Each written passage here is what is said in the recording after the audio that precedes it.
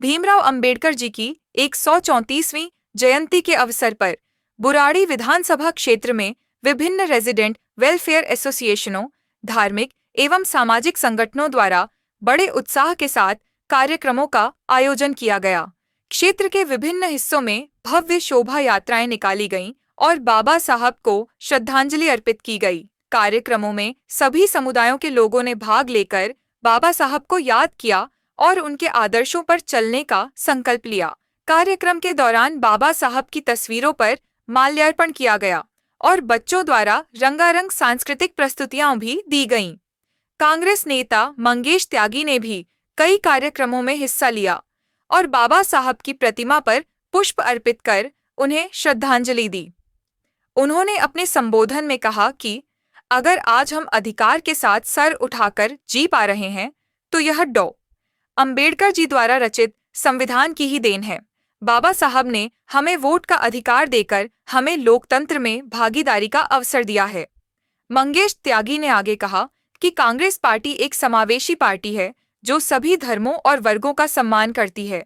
उन्होंने दावा किया कि आज देश में अगर कोई एक नेता है जो संविधान की रक्षा की लड़ाई लड़ रहा है तो वह है श्री राहुल गांधी।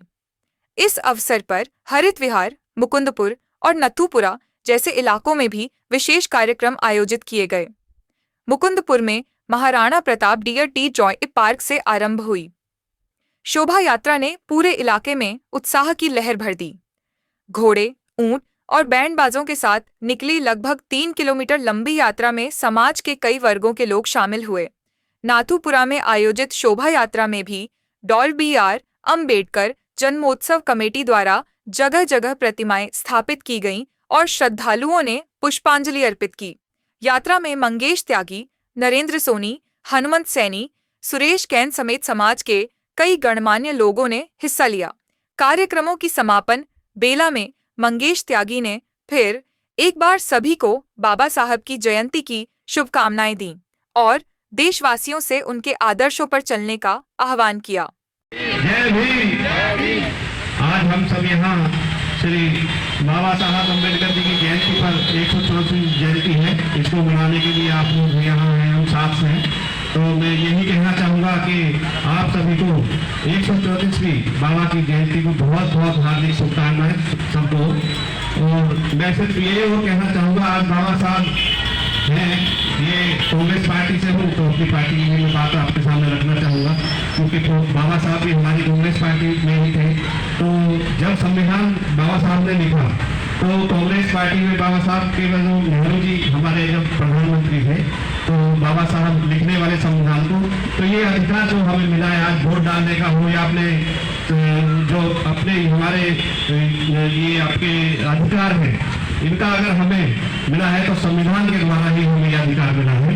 तो इसमें बहुत बड़ी उपलब्धि रही है बाबा साहब की, जो हमें सारे अधिकार उन्होंने दिलाए, वोट डालने का अधिकार हमको दिलाया। जितने भी अधिकार थे, जब में जितने कुछले दबे समाज थे, उनको अगर देखा जाए तो बाबा साहब ने एक मौलिक अधिकार दिए, जो कि संविधान जो इन्होंने लिखा उस संविधान के आधार पर हमें सभी मौलिक अधिकार दिए। और मैं ये बात फिर भी कहना चाहूँगा कि अगर आज देश में, पूरे देश में संविधान, बाबा साहब का जो संविधान को बचाने की कोशिश अगर कोई कर रहे हैं तो उसलिए माननीय राहुल गांधी जी आज भी संविधान के लिए लड़ाई लड़ रहे हैं। तो संविधान की लड़ाई लड़ने के लिए अगर कोई है, कोई पार्टी है तो वो कांग्रेस पार्टी है।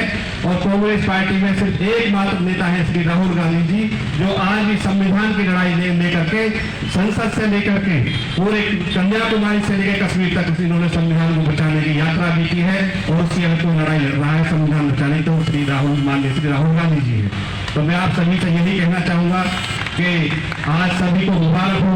आज राजनीतिक मंच ये है नहीं, तो आज हम बाबा साहब की जयंती मनाने के उपलक्ष्य में यहाँ एकत्रित हुए हैं। तो मैं यही पुनः दोबारा कहूँगा कि आपको बहुत बहुत बाबा साहब की जन्मदिन की हार्दिक शुभकामनाएं। जय हिंद, जय भीम।